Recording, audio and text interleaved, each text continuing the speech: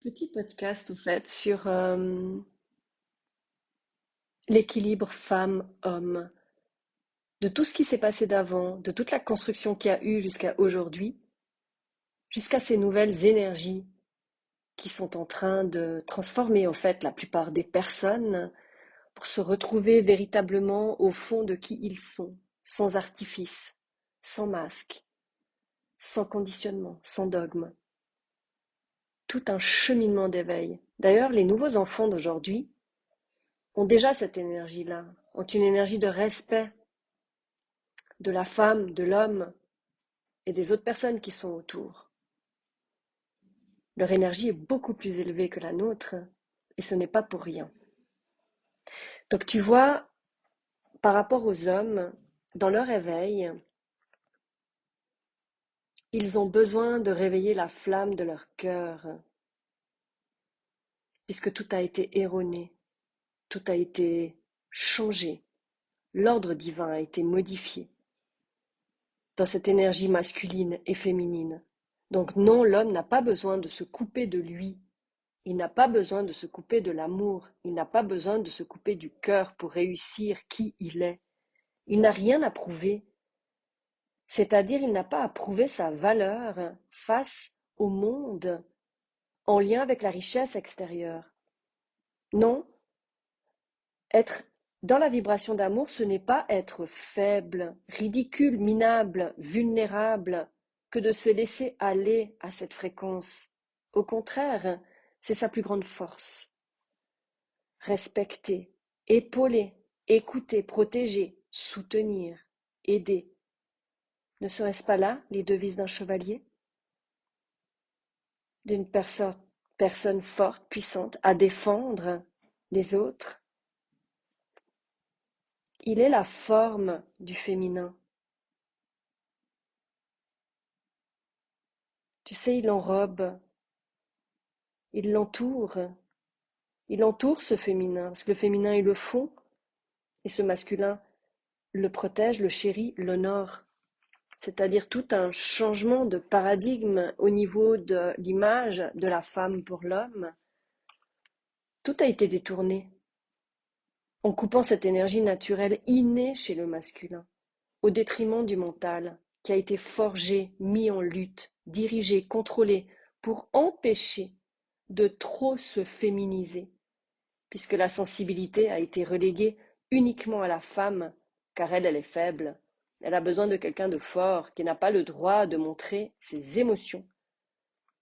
Et surtout pas, pourquoi? Parce que ça a été décrété dangereux, disait-il. C'était un risque de perdre le pouvoir, c'est-à-dire perdre la tête. Mais c'est arriéré tout ça. Nouvelle ère, nouvelle énergie. Un homme ouvert de cœur, est capable de déplacer des montagnes, de déployer une telle puissance incroyable, sans lutter, sans combattre. C'est inné chez lui, mais interdit depuis trop longtemps. La constitution homme-femme est la même au niveau des émotions. C'est à partir de l'enfant que tout a été bridé. Si vous observez les petits garçons à l'origine, sont si ouverts, si tendres, si généreux, si aidants, jusqu'à ce qu'ils ferment toutes les vannes et rentrent dans le monde créé par des hommes de pouvoir, jusqu'alors, mais aussi des femmes qui ont été éduquées, élevées comme des hommes. Et pour la femme, son éveil à elle, c'est la puissance du corps. Tu sais, pendant longtemps, le corps a été vraiment l'objet du désir pour les hommes. La femme a été amenée à l'état d'objet, à l'état du rien, à l'état d'être au service d'eux, à la merci d'eux. Non, la femme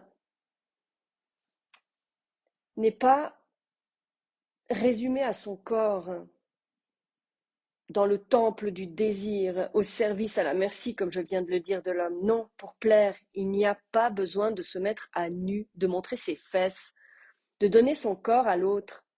en croyant qu'en fait, il va y avoir de l'amour. Il est temps que la femme se reconnecte à sa puissance de corps, son intelligence, à ce temple du sacré, temple de la création, de donner vie. Et non, elles ne servent pas qu'à enfanter. C'est donner vie à tout projet, à concrétiser tout rêve, toute envie dans la matière. Et tu sais quoi? Entourée, épaulée, soutenue et protégée par l'énergie masculine. La femme, à travers son corps, peut ressentir tout ce qui se passe en dehors. Mais en dedans aussi, c'est un véritable baromètre de ressenti, de sensations, longtemps interdit dans le plaisir, interdit de ressentir. Beaucoup de choses ont été faites sur les femmes. Beaucoup de choses ont été faites aussi sur les femmes bien à l'époque. Ces femmes seules qui ne désiraient pas d'enfants, qui ne désiraient pas de mari et qui pouvaient faire les choses toutes seules. Oui, ça a été cette période de l'Inquisition, cette période où on a tué des sorcières entre guillemets. Mais à l'origine, c'était carrément une tuerie de femmes qui leur semblaient dangereuses et qui faisaient peur et qui étaient inconnues. Donc ça a été plus facile de le faire de cette manière-là pour reprendre le pouvoir.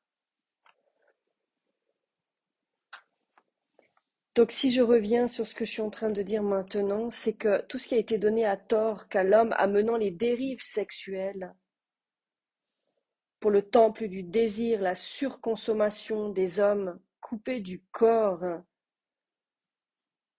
et agissant qu'avec la tête, ne respectant plus l'acte d'union entre la femme et l'homme, ni leur semence sacrée, en perdant totalement le respect d'eux-mêmes, le respect de leur profondeur, le respect de leur lumière, le respect de qui ils sont au fond, à travers ce cœur. Et pour le faire, ils ont dû le fermer, ils ont dû le bloquer, ils ont dû se brider. Donc nous, ça a été dans le ressenti du corps, eux, ça a été dans le ressenti des émotions. Toute l'éducation a tourné autour de ça ensuite. Donc, toute cette façon de faire a amené les femmes à se dévaloriser, à se jalouser, à perdre totalement confiance en elles, à devoir être supérieures, à être au-dessus d'eux, à être meilleures, mais dans l'apparence. D'ailleurs, on voit les dérives aujourd'hui de ce qui se passe au niveau de ces jeunes filles. Il n'y a plus d'unicité. Toutes ces filles sont la même chose. Elles sont toutes dans, comment on pourrait appeler ça? C'est ces choses du désir, ces choses qui sont... mais là, ça devient la surconsommation, au fait, de tout ce qu'il y a à la beauté. Elles perdent, au fait, leur lumière. Elles perdent qui elles sont. Elles perdent leur unicité. Comme si tu as l'impression qu'elles se ressemblent toutes dans ce même concept. Quelque chose d'assez déroutant. Pour ma part, quand je vois ça, quand je vois l'âge de certaines personnes et que je vois nous, notre catégorie d'âge de plus de 40 ans, tu te dis, mais on n'avait pas cette ouverture-là, on était vraiment insouciants, on était vraiment dans l'innocence encore. Tout va très vite. Tu ne peux plus donner d'âge aujourd'hui. En tout cas, pour les femmes, ça devient compliqué quand tu vois quelque chose. Donc toutes les dérives sont là. Et tout ce qui va avec le désir des hommes, etc. Donc passant d'une sexualité dégradée, débridée, à la compétition, le challenge, la puissance, la réussite, et recherche sans cesse de... Comment on dit ça? L'inassouvable? Je ne sais pas, peut-être. Puisque la verge est devenue l'objet sexuel à l'extérieur, s'éloignant du sens sacré. Dans la langue des oiseaux, le mot verge veut dire vergeux. Un jour, dans un soin que je faisais pour moi, j'avais demandé quelle était l'utilité que la femme ait cette configuration au niveau des organes génitaux et pourquoi l'homme. Et chez l'homme, au fait, ça m'a montré un pénis en érection, symbole de puissance, oui, mais à la base, c'est pas ça. Parce qu'en fait, là, ça a été mal dirigé au niveau de cette énergie. Parce qu'à la base, si la verge est en érection, c'est qu'elle s'élève vers son cœur, en haut, en direction des cieux, pour s'élever pour s'ouvrir à sa spiritualité, pour s'ouvrir à sa lumière, pour s'ouvrir à qui il est, non pas pour aller à l'extérieur, dans la hiérarchie, dans le pouvoir. Le sexe, à l'origine, est une communion sacrée pour aller au septième ciel. Oui, tout a été détourné. C'est un symbole d'élévation, chacun avec deux corps, une union, pour élever au fait en conscience et présence tous les corps du chakra 1 au chakra 7, pour transcender la densité à la légèreté de l'être, de l'ego à l'âme. Donc tu sais que l'acte sexuel à l'origine, si tu prends sur un plan spirituel, c'est un acte de guérison, un acte d'élévation, un acte de communion, un acte de danse, d'âme à âme, de cœur à cœur et de corps à corps. Tout ce qui a été fait à l'extérieur est devenu juste de la surconsommation. Tout est fait juste dans un seul but, je dois réussir, mettant une sacrée pression pour les hommes, en amenant beaucoup de blocages au niveau de l'érection, des problèmes d'impuissance, et ramenant ces hommes en fait dans un état de dévalorisation et de frustration extrême, s'adonnant à d'autres choses au fait pour compenser ça, oubliant leur semence sacrée. Leur semence sert à créer. C'est une semence de création qui se fait en corrélation avec son féminin sacré. Donc tout devient une sexualité sacrée. Oui, grâce à l'union sacrée, dans le respect des deux êtres, s'aimant véritablement, et non superficiellement, s'élevant mutuellement, grandissant ensemble. Avec un cœur fermé, comment veux-tu aimer profondément? Ça n'atteint même pas la surface, ça devient des choses superficielles, ça devient de la consommation. Et ça devient des relations au fait qui s'enchaînent. Parce qu'au fait, finalement, ce qui est recherché à chaque fois, c'est cette communion avec son intériorité, c'est se sentir vivant en dedans. Et à force de consommation, c'est se rendre compte que finalement, après chacune de ces relations, ce n'est pas nourri, ça laisse du vide. Tu sais, c'est exactement comme pour la femme. Quand elle va chercher à l'extérieur des hommes en pensant que faire l'amour veut dire aimer, et te sentir aimé dans un instant éphémère, où finalement ensuite tu te retrouves vide de sens, vide dans ton corps. Pourquoi? Parce que la semence qui a été déposée à l'intérieur, c'est une semence qui est morte, morte de sens, morte de présence, morte de conscience, morte d'amour. Donc pour moi, la sexualité sacrée, c'est entre un homme et une femme en union véritable. Alors oui, nous les femmes, respectons ce corps puissant à partir de maintenant, ce temple sacré à honorer. Car quand on ouvre la porte de notre intérieur et que la verge de l'homme pénètre cet espace, il connecte les cieux, il connecte l'univers, il connecte la matrice originelle, il connecte l'espace de création. Oui, c'est ça la puissance de la femme, son intelligence du corps qui est déjà connectée depuis toujours à la source, à l'univers des choses, à tout, à l'intérieur, depuis toujours. Donc tu vois, c'est quelque chose qui fait réfléchir. Parce qu'au fait, souvent, la plupart des femmes, hein, je dis les hommes aussi, il y en a, mais c'est pas forcément eux qui recherchent ça en priorité, puisqu'ils sont plus terre à terre.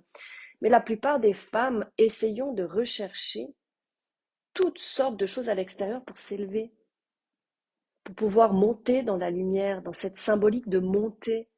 Mais on n'a rien à élever. On a juste à reconnecter notre corps. Tout part de là. Le reste n'est que objet, n'est que chose annexe pour amplifier ce qui est là déjà en nous. Et tu sais pourquoi cette femme, justement, a cette configuration de corps? Nous, on a une bouche intime. Et il y a une grande corrélation avec la bouche normale du corps. Quand tu regardes le haut et le bas, c'est totalement lié.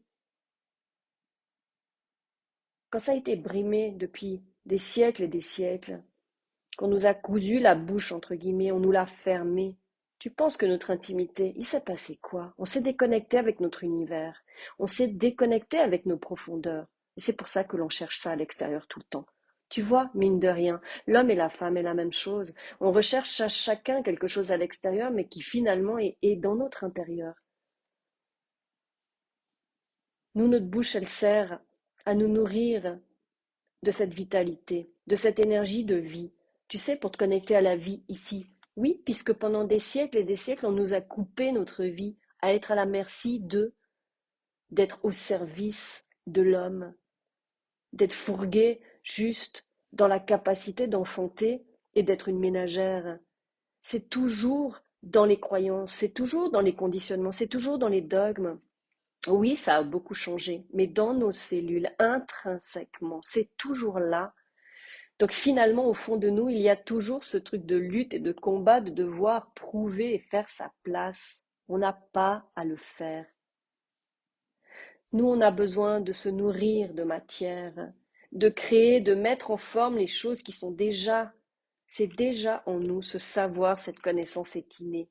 Tout ce qui nous a été enlevé, interdit depuis des siècles et des siècles. Je pense que la plupart le savaient. Ils savaient qu'on avait cette puissance à l'intérieur. Donc, comme j'ai dit, la femme n'a pas à s'élever. Elle l'est déjà, par sa configuration et sa puissance.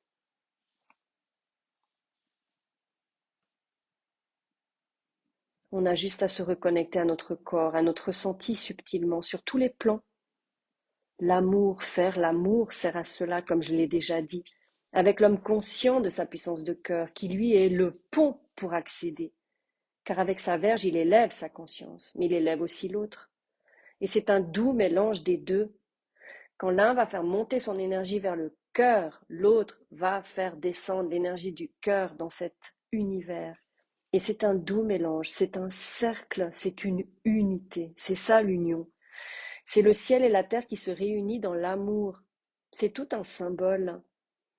C'est co-création ensemble pour donner vie et donner la vie. Alors non, faire l'amour, l'acte d'amour, n'est pas la priorité des choses à l'origine. C'est quelque chose que je me rends compte de plus en plus depuis mon éveil, depuis cette séparation au niveau de mon autre. J'aime pas appeler ça comme ça, mais je vais le faire comme ça, de cette manière-là.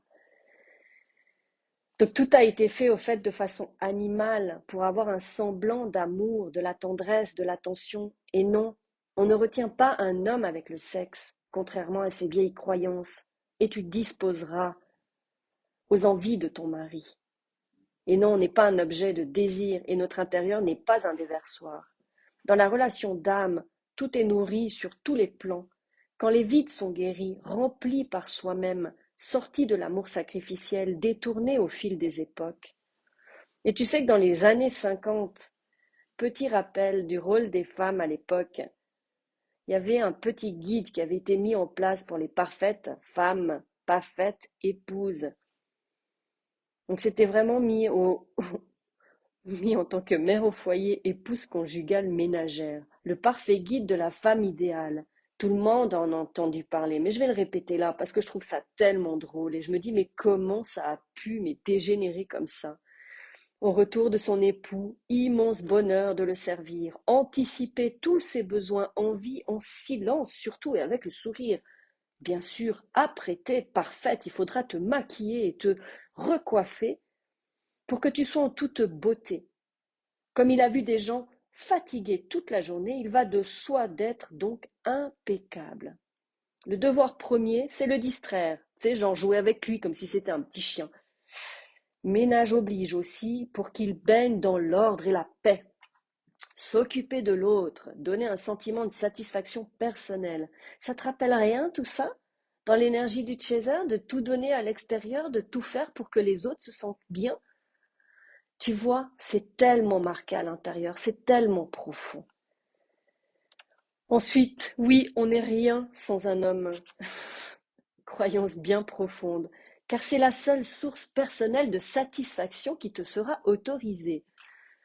Mon Dieu, éduquer les enfants pour qu'ils soient des trésors parfaits.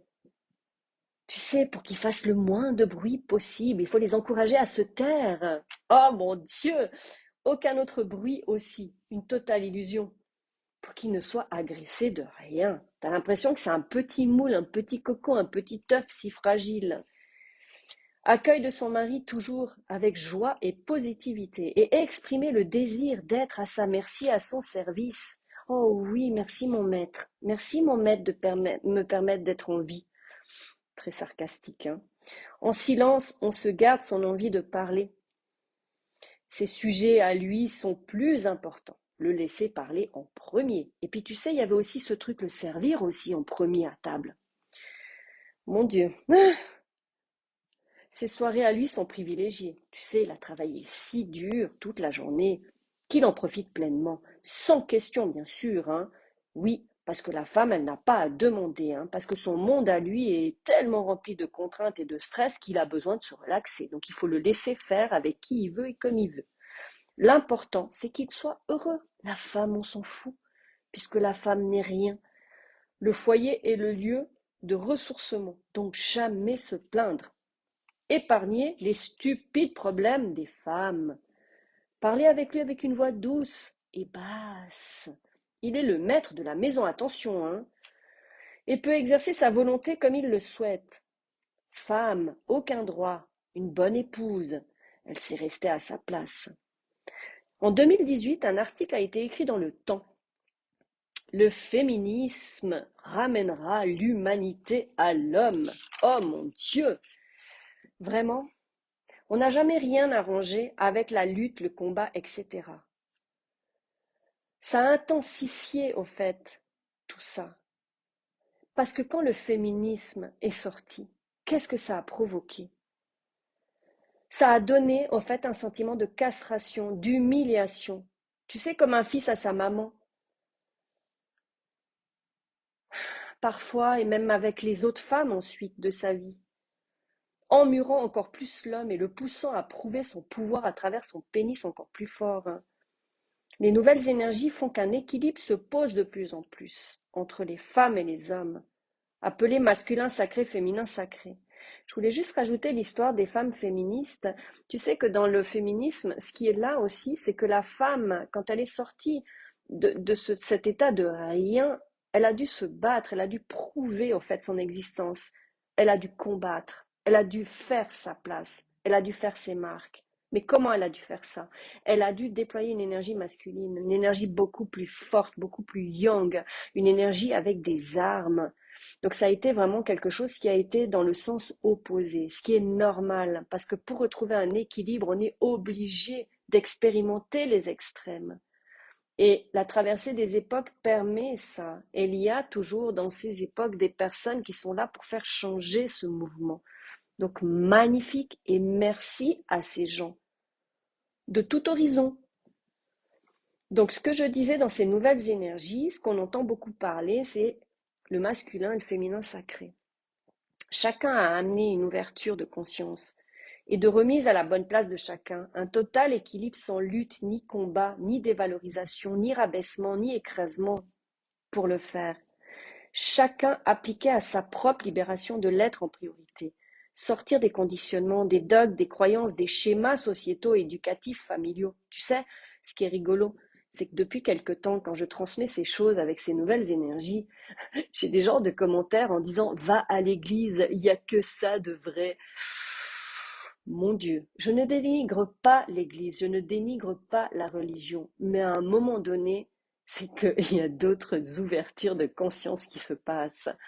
Et juste une petite parenthèse, pour prier, on n'est plus à l'époque, quand l'Église a mis en place toutes les choses, d'interdire à quiconque de parler de Dieu ou de prier de Dieu, que c'était uniquement eux qui avaient le droit de faire ça. Mais là, on parle du Moyen Âge et même d'une période certainement bien avant. Hein. J'ai pas ces ressources-là, voilà, bref. Mais simplement pour dire qu'on n'a pas besoin d'un mur, on n'a pas besoin d'un lieu pour prier, pour simplement penser à des personnes qui sont décédées, à des personnes que l'on aime, ou à des anges, à des archanges, ou tout ce que tu veux. Donc là-dedans, dans mes propos, il n'y a rien de religieux. On est en train de sortir de tout dogme, justement, de toute croyance, de tout schéma. Donc si tu n'aimes pas ce qui est décrit là, ou que ça ne te parle pas, ou que tu le rejettes, passe ton chemin. un jour ou l'autre, peut-être, tu ouvriras d'autres champs de conscience. Donc les hommes, pour retrouver leur intelligence du cœur, se détacher de l'image de l'homme fort, façon erronée, qui voulait dire sans cœur, sans émotion, géré par la tête et son sexe. Ça, c'est les anciens pouvoirs patriarcaux. La femme, pour retrouver son intelligence du corps, pour se laisser pénétrer par la vie, ressentir les plaisirs de toutes sortes, accepter de se l'autoriser, de vivre et de jouir de la vie avec tous ses sens. Oh mon Dieu, ça va offusquer au fait certaines personnes qui sont tout dans la religion. Bref, on va laisser parler les gens à qui ça ne convient pas, qu'ils ne veulent pas jouir de la vie et qu'ils ne veulent pas ressentir de plaisir. Vous pouvez passer votre chemin. Ce n'est pas une obligation, c'est une transmission uniquement au niveau de l'information et de ce qui se passe au niveau des nouvelles énergies. Des personnes prennent le train, d'autres n'en prennent pas. C'est votre choix et c'est le libre arbitre. Ça, ce sera un autre sujet, parce que pour moi, le libre arbitre n'existe pas. Donc chacun a sa bonne place. L'homme a la forme, la femme a le fond. Retrouve cette puissance de cœur pour l'homme, protectrice dans le respect de tout être vivant, soutenant l'énergie féminine dans sa création de vie. Donc, par rapport à la femme, dans sa création de vie, elle a été interdite si longtemps de vivre sa vie, qu'elle avait été éduquée à vivre dans l'ombre d'un homme, à l'épauler et le soutenir dans le stress, dans la... Qu'est-ce que je dis? Je ne sais plus me relire. Ok, à vivre dans l'ombre d'un homme, à l'épauler et le soutenir dans la sienne. Mais c'était totalement ça. Pourquoi la femme doit réveiller ce pouvoir de création, ce pouvoir qui vient depuis son corps? Mais parce qu'elle a été tellement mise à l'état d'objet, à l'état de rien, qu'elle a besoin de reconstruire sa vie dans la matière, avec qui elle est, avec cette lumière, pas dans l'ombre de quelqu'un ou de quelque chose. Il est temps, nous, femmes, d'oser être qui on est, rayonner sans artifice quelconque, juste avec qui nous sommes véritablement, essence unique, vibration unique. À se démarquer, sortir du lot, oui, mais être comme on le désire et non pas dans le désir des autres, ou faire selon la société ou selon ce qui est dans la norme ou selon ce qui serait à la mode. D'où ce parcours alchimique, cette rencontre avec cet homme, cette femme dans ce parcours de flammes jumelles, duo d'âmes jouant ensemble la déconstruction de toute une époque qui s'achève autour du couple sacrificiel, dégradant. Alors tu vois cet amour véritable vécu, en tout cas dans le début, avant que les égos ne se réveillent pour la déconstruction. Mais c'est simplement pour se motiver à aller jusqu'au bout de cela, ramener l'équilibre et cette vibration d'amour hors du commun, s'en imprégner, le vibrer et le répandre autour de soi, inspirer ce changement, le vivre pleinement pour soi. On fait partie, chacun, chacune, de ce changement qui est déjà bien lancé et bien présent. Beaucoup d'hommes se réveillent, beaucoup de femmes se reconnectent à leur vie. Et c'est le plus merveilleux cadeau que l'on puisse se faire chacun et chacune. Alors oui, c'est un long podcast, c'est un long sujet, et c'est un sujet amené à controverse, à la critique, au jugement.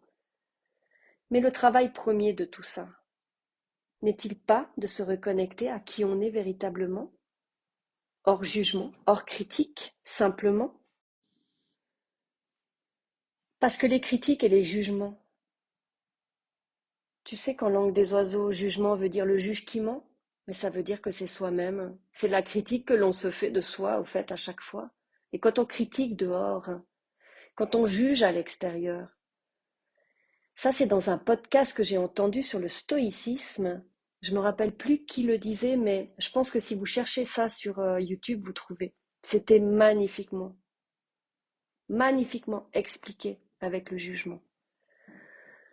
Qu'à chaque fois, au fait, on avait un jugement sur les autres. C'était la projection qu'on se faisait de ce qu'ils pouvaient penser de nous à l'instant où ils pouvaient nous voir. Donc une critique du physique, une critique de l'habillement, une critique de tout ce que tu veux, est en lien avec la peur de ce que l'autre peut penser que nous, on est, par exemple. Voilà. Écoute ce podcast si tu peux, c'est vraiment quelque chose de très intéressant. Petite parenthèse. Donc, sans critique, sans jugement, t'imagines, c'est être libre. Libre d'être qui tu es, libre d'être dans ta tête, libre d'être dans ton cœur et libre d'être dans ton corps, sans devoir s'aligner à des choses qui sont là,